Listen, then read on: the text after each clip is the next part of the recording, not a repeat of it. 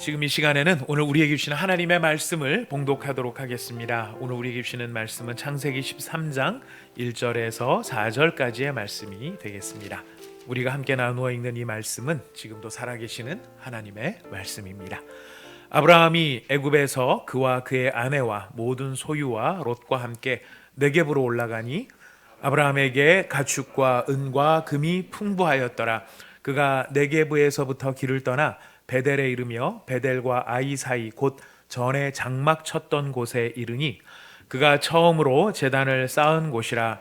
그가 거기서 여호와의 이름을 불렀더라. 아멘. 오늘 우리에게 말씀으로 다가오시는 하나님을 찬양합니다. 이 하나님의 은혜가 우리 가운데 넘칠 것을 우리가 기대하고 또 신뢰하면서 이렇게 인사를 나누도록 하겠습니다. 하나님께서 당신을 지키시고 은혜 베푸시고 평강 주시기를 원합니다. 인사하겠습니다. 하나님께서 당신을 지키시고 은혜 베풀어 주시고 평강 주시기를 원합니다. 평강 주시기를 원합니다. 아멘. 우리를 지키시고 은혜 베푸시고 평강 주시는 하나님께서 말씀을 통하여 이 모든 복들을 이루시는 줄을 믿습니다. 톨스토이가 쓴 그 단편집에 보면은 사람에게는 얼마만큼의 땅이 필요할까라고 하는 그런 단편이 있습니다. 파흠이라고 하는 농부가 등장을 하는데요. 이 사람은 원래 땅이 없던 사람이었습니다. 그런데 열심히 일을 해서 이 사람이 땅을 정말 얻게 되었고 맨날 남의 땅만 갈아주다가 자기 땅을 얻게 되면서 부부가 너무너무 행복해합니다. 그런데 이 파흠은 자기가 얻게 되어진 그 땅보다 더 많은 땅을 원하게 됩니다. 그래서 이제 땅을 구입하고 하다가 하나의 소문을 들었습니다. 그것은 어떤 사람이 100루블만 받고 땅을 주는데 하루 종일 걸어서 다시 돌아온 만큼, 그 저녁 때 해지기 전까지 돌아온 만큼 그 밟은 모든 땅을 100루블에 주겠다라고 하는 그런 이야기를 듣게 됩니다. 그래서 이 사람이 이 파흠이, 그 땅에 대한 욕심이 많은 파흠이 그 이야기를 듣고 거기로 가게 됩니다. 그래서 아침 일찍 해 뜰 때부터 시작을 해서 하루 종일 걸어가는데 가다가 보니까 더 좋은 땅이 보이고 가다가 보니까 더 양식이 많이 나올 땅이 보이고 그래서 조금만 더 하면서 가는데 보니까 이제는 돌아가야 될 시간이 한참 늦었다는 것을 알게 됩니다. 근데 규칙은 규칙이기 때문에 해질기 전까지 거기를 돌아가야 되기 때문에 파흠은 부지런히 가면서 막 힘들게 가면서 속보로 가다가 나중에는 달리기 시작을 합니다. 해는 저쪽에 뉘엿뉘엿하고 저쪽에 사람들이 이제 보이기 시작합니다. 그 땅의 주인과 동네 사람들이 나와서 파흠을 응원하죠. 힘내라고 응원을 하는데 이 사람이 전력 질주를 해서 그 앞에 탁 도착을 했습니다만 안타깝게도 너무 기운을 많이 써서 그 자리에서 죽고 맙니다. 그래서 하루 종일 엄청난 땅을 돌아다니긴 했지만 결국 이 사람이 죽고 난 다음에 이 파흠이 데리고 있던 머슴이 이 장례를 치르면서 이야기합니다. 발에서 머리 들어갈 자리 2m 땅이면 남짓한 무덤이면 충분한데 얼마나 많은 땅을 더 가지려고 그 욕심을 부렸을까. 그 이야기를 톨스토이가 하게 됩니다. 어떻게든 한 푼이라도 더 받고 어떻게라도 한 뼘이라도 더 차지하고 싶은 것이 우리 인간의 심성이고 욕심이죠. 아무리 소유가 많고 넉넉하다 할지라도 사람의 욕심과 제된 욕망은 한도 없고 끝도 없습니다. 그런데 이것이 이런 인간의 마음과 다르게 참 희한한 일 한 가지가 벌어집니다. 오늘 우리가 13장 1절부터 4절까지를 읽었습니다만은 사실 그 뒤에 이어지는 이야기가 있는데요. 여러분 13장 5절 한번 가보실까요? 13장 5절부터 9절까지를 읽어보도록 하겠습니다. 5절부터 9절 함께 읽겠습니다. 시작. 아브라함의 일행 롯도 양과 소와 장막이 있으므로 그 땅이 그들이 동거하기에 넉넉하지 못하였으니 이는 그들의 소유가 많아서 동거할 수 없었음이니라. 그러므로 아브라함의 가축의 목자와 롯의 가축의 목자가 서로 다투고 또 가나안 사람과 브리스 사람도 그 땅에 거주하였는지라. 아브라함이 롯에게 이르되 우리는 한 친족이라 나나 너나 내 목자나 서로 다투게 하지 말자. 내 앞에 온 땅이 있지 아니하냐. 나를 떠나가라. 내가 좌하면 나는 우하고 내가 우하면 나는 좌하리라. 참 놀라운 일. 앞에 그냥 보통 때 우리가 이 말씀을 읽었을 때는 아브라함이 그랬나 보다 생각을 했지만 우리의 삶과 대입시켜서 이 아브라함이 하는 행동을 보면은 이 아브라함의 행동은 사실은 보통의 행동, 평범한 행동이 아니라는 것을 알 수 있습니다. 아브라함은 자기가 삼촌이고 나이도 더 많고 연륜도 있고 그래서 자기가 먼저 선택하고 조카한테 저쪽으로 가라 이렇게 말할 수도 있었겠지만 아브라함은 롯에게 선택권을 양보합니다. 어떻게 이렇게 아브라함은 모든 사람이 한 뼘이라도 땅을 더 차지하고 싶어하는 이 욕심이 모든 사람에게 다 있는데도 불구하고 아브라함은 어떻게 조카 롯에게 관대하고 이 상황, 순간에 결정을 지어야 하는 상황 앞에서 담대할 수 있었을까요? 네가 좌하면 내가 우하고 네가 우하면 나는 좌하리라. 이건 담대함이죠. 바로 아브라함이 조카 롯에게 관대하고 상황 앞에 담대할 수 있었던 키가 바로 오늘 우리가 읽었던 본문 말씀 13장 1절부터 4절까지의 말씀인 것입니다. 아브라함이 처음 제단을 쌓았던 곳으로 다시 돌아와 여호와의 이름을 불렀다라고 이야기를 합니다. 처음 제단을 쌓았던 곳으로 다시 돌아왔다는 것은 먼저 처음 제단을 쌓았던 적이 있었다는 것을 우리에게 이야기를 합니다. 처음 제단을 언제 쌓았을까요? 우리 12장 7절부터 9절까지를 한번 보겠습니다. 창세기 12장 7절부터 9절까지 같이 읽어보도록 하겠습니다. 함께 읽겠습니다. 여호와께서 아브라함에게 나타나 이르시되 내가 이 땅을 내 자손에게 주리라 하신지라. 자기에게 나타나신 여호와께 그가 그곳에서 제단을 쌓고 거기서 베델 동쪽 산으로 옮겨 장막을 치니 서쪽은 베델이요 동쪽은 아이라.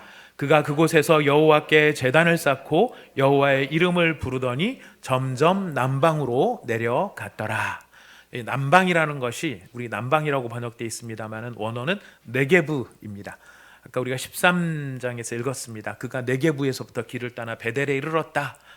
바로 이때가 처음 제사를 드리고 하나님께 장막을 제사를 드렸던 바로 그곳입니다. 자, 그런데 처음 장막 제사를 드렸던 곳이 이곳이었는데 다시 돌아왔다라고 하는 것을 보면 그가 이 처음 제사 지냈던 곳에서 떠났었다는 것을 우리에게 알려줍니다. 왜 떠났을까요? 무슨 일이 있었던 것일까요? 창세기 12장 우리 펴놓으신 성경에 보면 10절에 이렇게 이야기를 하고 있습니다. 10절 읽어봅시다. 시작. 그 땅에 기근이 들었으므로 아브라함이 애굽에 거류하려고 그리로 내려갔으니 이는 그 땅에 기근이 심하였더라.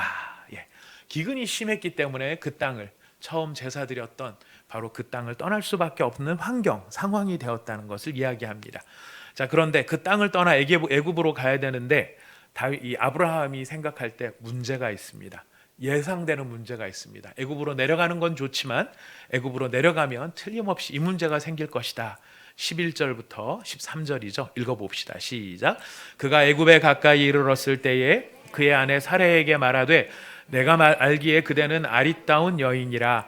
애굽 사람이 그대를 볼 때에 이르기를 이는 그의 아내라 하여 나는 죽이고 그대는 살리리니 원하건대 그대는 나의 누이라 하라. 그러면 내가 그대로 말미암아 안전하고 내 목숨이 그대로 말미암아 보존되리라 하니라. 아브라함이 지혜가 있는 사람입니다. 어떤 경우에 저 같은 경우에는 미래에 예측될 일들을 그렇게 심각하게 많이 생각을 안 하는 그런 약간 좀 둔한 면이 있는데 아브라함은 예상되는 어려움을 직관적으로 생각을 합니다. 어려움이 머릿속에 떠오르니까 어떻게 해야 됩니까? 대비를 해야 되죠. 그래서 거기에 따라 대비를 하는 것입니다. 자, 대비를 하고 내려갔습니다. 아니나 다를까 14절에서 15절 아브라함이 염려하던 일이 벌어지는 거죠. 읽어봅시다. 아브라함이 애굽에 이르렀을 때에 애굽 사람들이 그 여인이 심히 아리따움을 보았고 바로의 고관들도 그를 보고 바로 앞에서 칭찬함으로 그 여인을 바로의 궁으로 이끌어 들인지라. 아브라함이 염려하던 대로 됐는데 문제는 아브라함이 염려하던 것보다 한 발짝 더 나간 거예요. 아브라함은 그냥 아내가 아니고 누이다라고만 하면 자기가 죽지 않을 거라고 생각을 했는데 한 단계 더 나간 일은 무엇이냐면 이 사라를 애굽의 궁으로 바로의 궁으로 이끌어들이는 일이 벌어지고 말았다는 것입니다. 자, 그러니 이 아내를 잃고 난 아브라함에게 생각하지 못했던 이 상황 속에 희한한 결과가 벌어지는데요. 그게 16절입니다. 16절 읽어봅시다. 이에 바로가 그로 말미암아 아브라함을 후대함으로 아브라함이 양과 소와 노비와 암수 나귀와 낙타를 얻었더라. 아내를 잃고 재물을 얻었습니다. 정말 예상 바깥의 일이 벌어진 거죠. 아브라함은 재물을 얻을 거라는 생각은 상상도 못했고 그냥 자기 목숨 지키는 것에 사실 그 초점이 있었던 것이죠. 자, 재물은 얻었지만 아내를 잃은 이 황당한 상황 속에 아브라함이 할 수 있는 일은 없었습니다. 아브라함이 아무것도 할 수 없는 상황에 하나님이 개입하시죠. 17절 말씀 읽어봅시다. 여호와께서 아브라함의 아내 사레의 일로 바로와 그 집에 큰 재앙을 내리신지라. 아브라함이 아무것도 할 수 없는 그 순간 하나님이 일하시기 시작합니다. 하나님이 개입하시는 것이죠. 그래서 바로와 그 집에 큰 재앙을 내리십니다.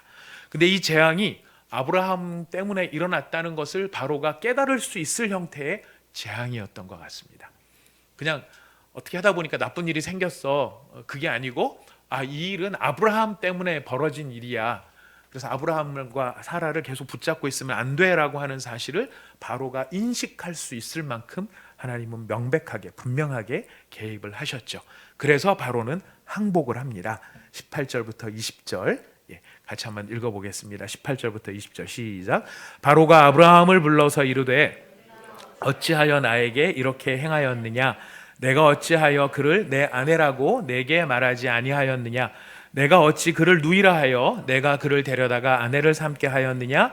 내 아내가 여기 있으니 이제 데려가라 하고 바로가 사람들에게 그의 일을 명하매 그들이 그와 함께 그의 아내와 그의 모든 소유를 보내었더라. 바로가 항복하는 장면입니다. 참 사람이 견딜 수 없는 상황, 환경의 어려움, 요즘 우리 자영업을 하시는 많은 분들께서 특별히 이런 환경을 우리가 경험하고 있다는 것을 알고 있습니다. 아브라함도 살기 위해서 자신의 방법을 찾죠. 그 방법은 애굽으로 내려가는 것이었습니다. 문제는 아브라함의 아내 사라가 너무 이뻤다는 것이고 아브라함은 두려움에 빠집니다. 그리고 나름대로 궁리를 하다가 해결책을 찾는데 해결책의 핵심은 무엇입니까? 속이는 것이었습니다. 아브라함은 속이고 바로는 속습니다. 속이면 될 줄 알았는데 결과는 무엇입니까? 자신의 예상대로 안 되고 아내는 빼앗기고 바로의 집은 재앙을 맞이하죠. 이것이 무엇이 문제가 될까요? 이 상황이 어떤 문제가 있는 것일까요? 아브라함에게 어떤 문제가 되는 것일까요? 아주 심각한 문제가 됩니다. 이게 왜 심각한 문제가 되는지는 우리가 12장 3절을 한번 마지막으로 읽어봐야 됩니다. 12장에서는 12장 3절 같이 읽어봅시다. 시작. 너를 축복하는 자에게는 내가 복을 내리고 너를 저주하는 자에게는 내가 저주하리니 땅의 모든 족속이 너로 말미암아 복을 얻을 것이라 하신지라. 자, 하나님께서 아브라함에게 주셨던 것은 너는 복의 근원이 될 것이다. 너는 복이 될 것이다. 그래서 너를 만나는 사람들이 너를 축복하면 복을 받고 너를 저주하면 재앙을 받을 것이다. 근데 너는 너로 말미암아 하나님이 원하시는 것은 모든 민족이 모든 족속이 너 때문에 복을 받을 것이다 라고 얘기했는데 네가 복을 받아 너 때문에 복을 받아야 될 사람들이 복이 아니라 뭐를 받기 시작을 합니까? 재앙을 받고 있다는 것이. 아브라함은 자기의 생존을 위해서 지금 싸우고 자기의 생존 때문에 머리를 굴리고 있는 상황이지만 그 생존 때문에 머리를 굴려다 보니까 뭐를 잊어버리는 것이에요? 자기가 어떤 사명을 가지고 있는 사람이고 자기가 어떤 정체성을 가지고 있는 사람인지를 잊어버린 것이. 믿음의 사람이 어려운 상황을 맞이하게 되었을 때 하나님을 의지하지 않고 자기 살 길을 자기가 찾기 위해 스스로 속이는 자가 되면요, 다른 사람에게 복을 주고 다른 사람을 잘 되게 하는 하나님께서 세우신 축복의 통로가 되는 것이 아니라 오히려 다른 사람에게 재앙을 가져다 주고 다른 사람을 고통에 빠뜨리는 참 어이없는 결과가 생겨난다는 것입니다. 지금 아브라함이 직면하고 있는 것은 뭐 아내를 빼앗겼다, 찾았다, 뭐 재산이 늘었다, 줄었다 이 문제가 아니고 내가 복을 주는 사람이 되어야 되는데 재앙을 주는 사람이 되고 말았다라고 하는 그런 사실입니다. 참으로 놀라운 것은 그럼에도 불구하고 하나님은 아브라함과 맺은 약속을 지키고 여전히 그 약속을 준행하고 계신다라는 것이에요. 이 말씀을 읽다 보면 제일 억울한 사람은 바로입니다. 자, 바로는 속았다. 나는 속았다. 나는 속았으니까 공의의 하나님이시면은 속인 아브라함을 벌을 주고 속은 나를 불쌍히 여겨야 되지 않는가, 이런 생각이 들 수도 있습니다. 자, 중요한 것은 이 상황에서 바로는 분명 억울하기는 억울해요. 그렇다고 그가 의인인 것은 아닙니다. 그도 여전히 죄인인, 그가 바로로서 남의 아내가 됐든 뭐가 됐든 자기가 정당한 재산을 주고 내 누이니까 누이를 데려다가 내가 궁을 삼을 거야라고 하는, 바로 그런 것은 본인이 가지고 있는 재량 범위에서 있을 수 있는 일이다라고 본인은 생각하고 있는지 모르지만은 이 모든 행위의 근본에는 내가 내 마음대로 할 수 있어라고 생각하는 죄가 깔려 있는 것을 우리는 볼 수 있습니다. 누가 더 착한가, 누가 더 선한가, 이거를 살펴보시면서 그 중에 제일 착하고 그 중에 제일 선한 사람을 구원하시는 것이 하나님의 구원은 아닙니다. 우리는 하나님께서 이렇게 하셔야 된다라고 생각하죠. 다 죄인인데 그 중에서 제일 착한 사람 하나님이시니까 제일 착한 사람을 구원해 주셔야 되는 거 아니야? 라고 생각을 합니다. 여러분, 제일 착한 사람이 어디 있겠습니까? 인간은 다 죄인이고요. 바로도 죄인이고 아브라함도 죄인이에요. 원래는 다 죽어야 되는 것입니다. 다 망해야 되는 것이, 아브라함도 망하고 바로도 망하고 죄값을 치러야 되는 것이 인간의 모습인 것이죠. 그러나 하나님께서는 전적인 은혜로, 그리고 하나님이 가지고 계시는 긍휼과 하나님의 사랑으로 한 사람을 선택하십니다. 그가 가진 선 때문에 선택하시는 것이 아니라 하나님이 가지고 계시는 자비와 긍휼 때문에 한 사람을 선택하시는 것입니다. 그리고 그 선택한 사람에 대해서는 끝까지 함께 하시고 끝까지 지키시고 끝까지 인도해 가시는 하나님이시라는 것을 오늘 본문은 우리에게 보여주고 있는 것이죠. 애굽에서 벌어졌던 일은 사실 아브라함에게는 굉장히 큰 충격으로 다가왔습니다. 다가갈 수밖에 없었습니다. 이 일에 걸린 시간이 뭐 일주일 상간에 벌어진 일이 아니고 꽤 긴 시간 동안 안에서 지금 이 이야기가 쭉 전개가 되는데요. 아브라함이 받아서 가장 큰 충격은 무엇이었을까요? 아직도 내 아내의 미모가 통한다니, 이것 때문에 놀랐을까요? 그런 것은 아니었을 것이에요. 아까 말씀드렸습니다. 두 가지예요. 나는 어떤 사람인가 라고 하는 정체성을 잃어버리면 나 때문에 누가 피해를 보는가, 이것 때문에 충격을 받은 것이고요. 두 번째는 그럼에도 불구하고 나에게 나타나셔서 나에게 약속하시고 나에게 말씀하신 이 하나님은 얼마나 진실하시고 신실하신 하나님이신가. 그 두 가지에 대한 반성이 아브라함을 어디로 데리고 가는 것입니까? 우리가 처음 읽었던 본문 말씀 13장 1절에서 4절, 처음으로 제단을 쌓은 바로 그곳으로 다시 돌아와 여호와의 이름을 부르는 것으로 아브라함의 모습이 회복된다는 것입니다. 그곳으로 다시 돌아왔다는 것은 그 장소로 돌아왔다라는 의미도 되겠죠. 왜냐하면 베델과 아이 사이 처음 제단을 쌓았던 그곳이기 때문에 그 장소로 돌아왔다는 뜻도 될 것이고요.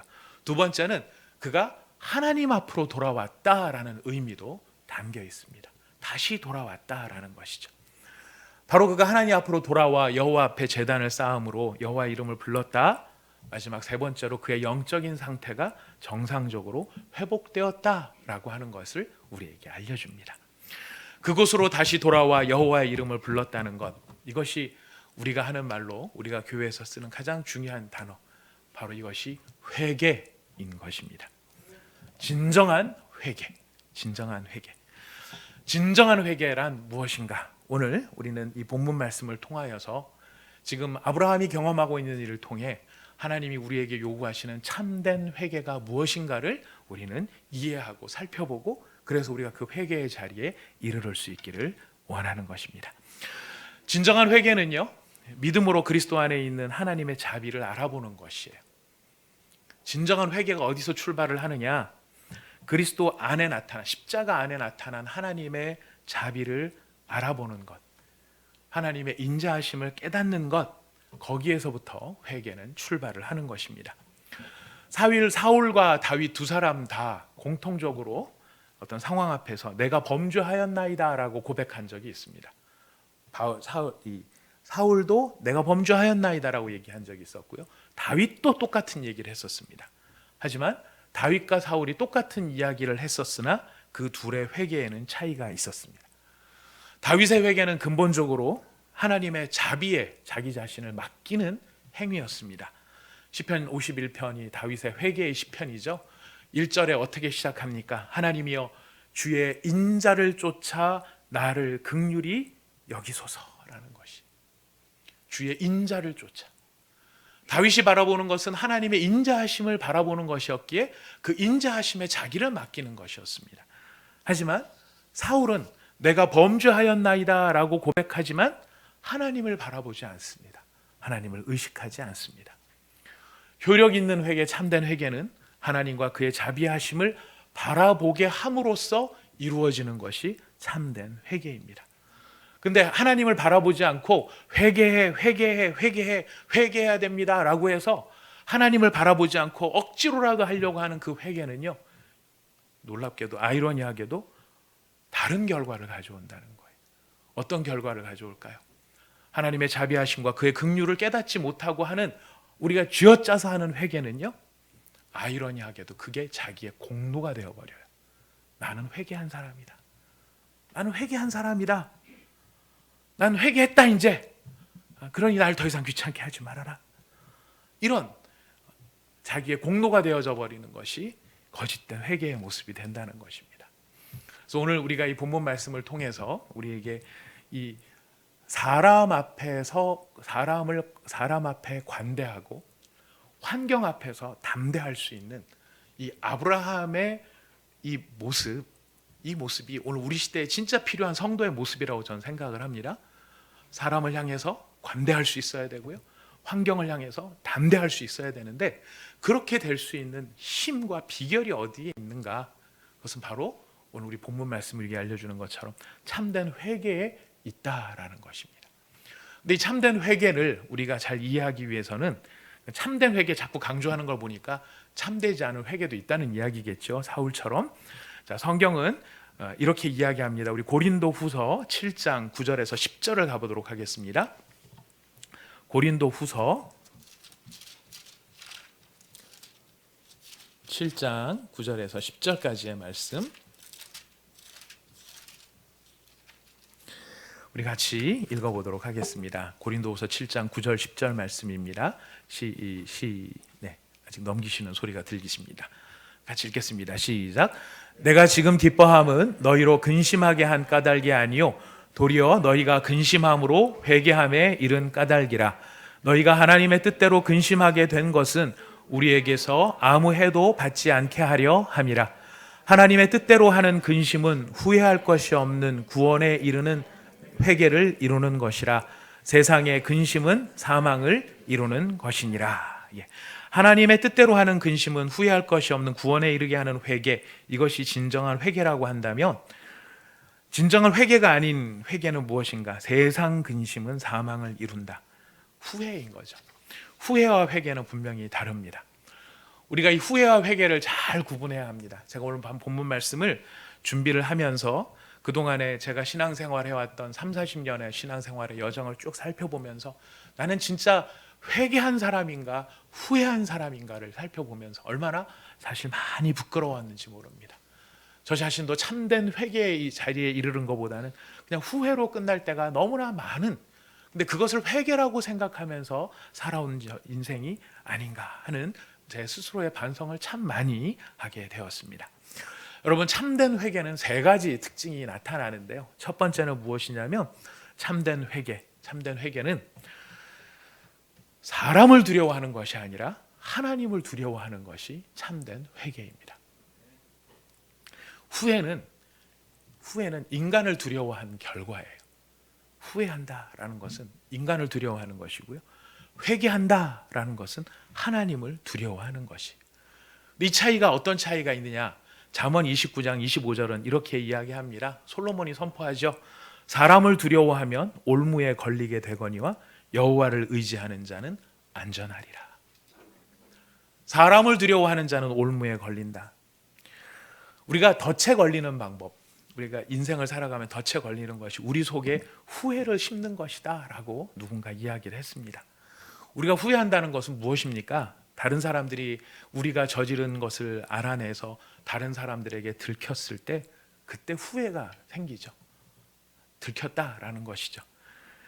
근데 안타깝게도 그런 후회, 사람을 두려워하는 그 후회는 역설적으로 하나님으로부터 도망을 치고요, 그 일을 숨기려고 하고요, 다른 사람들의 눈초리로부터 우리 자신을 보호하려고 합니다. 숨기려고, 은폐하려고 한다는 것이죠. 후회하면서. 그러나 회개는요, 하나님 앞에 달려가는 것이, 자신을 하나님 앞에, 그리고 그분의 자비 앞에 나 자신을 내려놓는 것입니다. 다윗이 하나님께 자기 자신을 던지면서 이렇게 이야기하죠. 하나님이여, 주의 인자하심을 쫓아 나를 긍휼히 여기시며 주의 많은 자비를 쫓아 내 죄가를 도말하소서.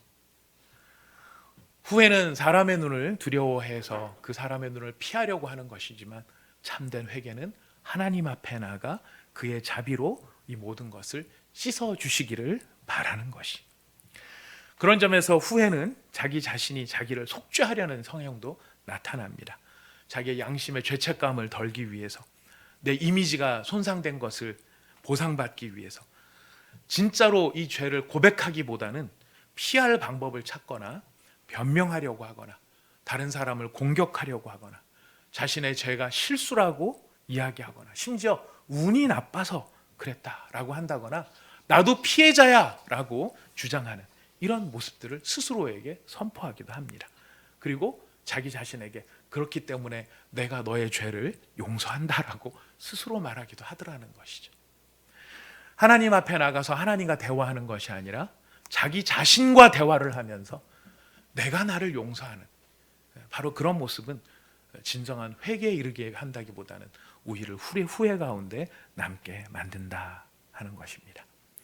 여러분, 참된 회개는 하나님을 두려워하고 하나님을 사랑하며 하나님을 신뢰하고 하나님께 순종하는 모습으로 나타납니다. 이런 회개에 이르는 사람들은 기쁨을 회복하죠. 그리고 그 기쁨 속에서 하나님을 의지함으로 참된 자유를 누리게 됩니다. 두 번째로 참된 회개의 특징은 죄의 열매가 아니라 죄의 뿌리와 열매 두 가지 모두를 탄식한다라는 것이에요. 후회하는 것은 어떤 것이냐면 죄의 열매를 가지고 후회를 해요. 내가 저지른 죄, 내가 한 일, 이것만 가지고 안타까워하는 것입니다. 근데 이런 후회에는 뭐가 담겨 있느냐면 내가 스스로 생각했던 것만큼 그렇게 괜찮은 사람이 아니라는 점을 애석해 한다는 거예요. 내가 저지른 이 일 때문에 나는 그래도 나름대로 괜찮은 사람이고 난 성실히 살아온 사람이고 나름대로 열심히 살아왔던 사람인데 이걸 잘못해서 이 일 때문에 내가 그런 사람이 되지 못한 것을 애석해 한다는 것이죠. 하지만 참된 회개는요, 자기 자신을 있는 그대로 보는 것이죠. 그래서 어떤 분은 이렇게 비교를 합니다. 후회하는 사람은 이렇게 애통해 한답니다. 내가 그런 짓을 저질렀다니 도대체 믿을 수가 없어. 내가 이런 짓을 저질렀다니 믿을 수가 없어. 그러나 회개하는 사람은 뭐라고 고백할까요? 내가 그런 짓을 저지를 만한 사람이야. 이건 단순히 빙산의 일각일 뿐이지. 왜요? 뭘 비교하는 것입니까? 내가 저질렀던 죄의 열매를 보는 것이 아니라 이 죄를 저지를 수밖에 없는 죄의 뿌리를 보는 것이기 때문에, 맞아, 내가 그렇게 남들 앞에 보여지고 남들 앞에 설명하는 것처럼 그렇게 괜찮은 사람이 아니고 나는 근본적으로 죄로 썩어 있는 사람이야. 그래서 후회는 이런 다짐을 하고 끝납니다. 다시는 죄 짓지 말아야지. 내가 그런 일을 했다니 믿을 수가 없네. 나는 그런 인간이 아닌데 다시는 이런 짓을 하지 말아야지. 내가 스트레스를 좀 많이 받았나 봐. 내가 좀 심하게 그런 것 같아. 근데 내가 뭐 매일 이러는 것도 아니고 내가 어쩌다 한번 그러는 거니까 괜찮아. 나 인정했어. 내 잘못을 인정했어. 여러분이 굉장히 회개하는 것 같지만 이거 회개가 아니고 후회라는 것이. 하지만 참된 회개는요, 나의 죄성을 슬퍼하는 것입니다. 이 죄가 어떻게 사람을 움켜잡고 있고 내 영혼을 움켜잡고 있고 나를 좌지우지하려고 하는지 그것을 알고 있기 때문에 회개하는 사람은 다윗처럼 울부짖게 된다는 것이에요. 바울처럼 울부짖게 된다는 것이. 오라 나는 공고한 사람이로다. 누가 이 사망의 몸에서 나를 건져낼 것인가. 우리가 후회와 회개의 차이를 잘 이해할 필요가 있습니다. 참된 회개의 자리에 이르르는 사람이 하나님 앞에서의 기쁨과 하나님의 회복을 경험하게 될 것입니다. 세 번째로 참된 회개는 이런 특징을 갖습니다. 후회하는 사람은요, 다른 사람에 대한 태도가 달라요. 다른 사람을 탓하고 공격하고 정죄합니다. 하지만 참된 회개에 이르는 사람은 어떤 모습으로 변합니까? 다른 사람을 회복시키려고 하는데 그 마음이 간다는 것이에요. 후회하는 사람은요, 세상의 근심이라고 지금 그 이야기를 했죠. 세상의 근심, 바울이 얘기했습니다. 세상의 근심은 사망에 이른다. 세상의 방식으로 후회한 사람은요, 후회를 통해서 둘 중에 한 가지 길로 간다 그래요. 하나는 자기 의의 길로 가든지 아니면 자기 정죄의 길로 가든지. 내가 내 잘못을 인정해. 그래, 내가 틀렸어. 내가 나빴어. 근데 나만 그래? 나만 그러냐고. 이 잘못을 인정하는 태도처럼 느껴집니까? 네. 어서 많이 보던 모습 아닙니까? 여러분 앞에 있는 사람의 모습입니다. 우리 자신의 잘못을 인정하면서도 다른 사람에 대해서 분개하죠. 저 사람은 더 하고 저 사람은 더 나쁜데 나만 들켰다. 왜 나만 가지고 그런 것이냐? 내가 재수가 없는 것이고 내가 잘못된 것이 내가 그게 안타까운 것이지 그게 나만 잘못한 건 아니지 않느냐? 여러분 이것이 후회입니다. 회개는요, 우리가 그리스도의 길 가운데서, 은혜의 길 가운데서 그의 의로 말미암아 내 안에 있는 깊은 죄의 뿌리 때문에 나 스스로에게서는 어떠한 선도 내가 만들어낼 수 없다라고 하는 이 무기력함과 무능력함을 깨닫고 발견한 사람이 무엇으로 만족하게 되고 무엇으로 자유하게 되느냐면은 그리스도 예수 안에 나타난 하나님의 사랑과 자비하심으로 자유롭게 되는 것이거든요. 그가 나를 의의 옷으로 덮어 주셨다는 사실 때문에 마음의 평안과 위로를 느끼게 되는 것이죠. 이런 위로를 진정으로 경험한 사람들은 다른 사람의 죄를 볼 때 어떻게 볼까요? 사람이 어떻게 저럴 수가 있어? 사람이 어떻게 저럴 수가 있어? 사람의 껍데기를 쓰고 어떻게 저럴 수가 있어? 비난하고 정죄하는 그 길이 아니라 저 사람이 회복해야 되는데, 저 사람이 나아져야 되는데, 나 같은 죄인도 하나님 앞에 용서를 받아 자유함을 누리는 것처럼 저 사람도 저 사람의 저 죄된 본성을 깨닫고 하나님 앞에 돌이켜 새로워지고 회복되고 온전해져야 되는데, 다윗의 시편, 회개의 시편의 마지막에 이런 부분이 등장을 합니다. 주의 구원의 즐거움을 내게 회복시키시고 그리하시면 내가 범죄자에게 주의 도를 가르치리니 죄인들이 주께 돌아오리이다.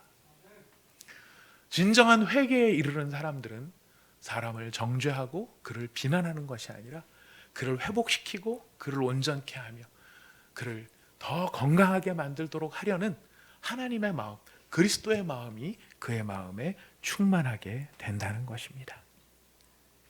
나도 당신 같은 죄인입니다. 그러나 나도 당신 같은 똑같은 죄인인데 내가 하나님의 은혜와 그의 사랑 안에서 참된 자유의 좋은 길을 당신에게 보여드리겠습니다. 말할 수 있는 것, 이것이 바로 진정한 회개의 모습, 열매, 능력이라는 것입니다. 여러분, 우리 다시 아브라함과 롯의 롯이 이야기를 나누는 자리로 돌아와 봅시다. 다시 아브라함과 롯이 저기 아주 하나님의 동상 같은 그 당시에 멸망하지 않은 소돔과 고모라 땅이 보이고 이쪽에는 그거보다는 못난 땅이 보이는 이 상황. 이 순간의 결정은요, 앞으로의 남아있는 모든 시간들의 방향을 결정하는 결정이 되는 것입니다. 이 결정은 물을 수도 없고 한 번 선택은 끝나는 것이. 그렇다면 그렇게 중요한 선택이라면 얼마나 많은 고민과 얼마나 치열한 주판, 이익을 따져 손익을 계산해 보는 일들이 벌어지겠습니까? 그러나 아브라함은 그 순간 롯을 향하여 어떻게 했다고요? 관대했습니다. 롯, 네가 결정해. 한번 결정하면은 되돌릴 수 없는 이 상황 앞에 아브라함은 담대합니다. 네가 좌하면 내가 우하고 네가 우하면 내가 좌하리라. 어떻게 그럴 수 있었을까요? 그가 처음 제사를 드렸던 그 자리로 다시 돌아왔기 때문입니다. 그 자리로 돌아와 다시 제사를 드리고 다시 여호와의 이름을 불렀던 것입니다. 아브라함이 경험한 참된 회개의 열매입니다. 여러분, 마음속으로 다시 한번 정리해 보십시오. 참된 회개는요, 첫 번째, 누구를 두려워하지 않는다? 사람을 두려워하지 않는다. 누구를 두려워한다? 하나님을 두려워하는 것이다. 두 번째, 참된 회개는 죄의 열매만을 애통해 하는 것이 아니라 무엇을 애통해 하는 것이라고요? 죄의 뿌리와 열매를 함께 애통해 하는 것이다. 참된 회개는 세 번째 무슨 특징이 있습니까? 다른 사람을 정죄하거나 그 사람의 죄에 똑같이 동참하는 것이 아니라 그 사람이 회복될 수 있도록 돕는 것, 그것이 바로 진정한 회개의 모습인 것입니다. 아브라함은 하나님과 상의하지도 않고 애굽으로 내려갔습니다. 자기 딴에는 똑똑하게 한다고 계획을 세운 것입니다. 여러분, 우리가 읽은 본문 열심히 찾아보십시오. 아브라함이 애굽 내려갈 때 한 번도 하나님 이야기가 등장하지 않습니다. 다 어디에서 일어난 일이죠? 자기 머릿속에서 일어난 일이고 사라하고만 이야기를 했던 것입니다.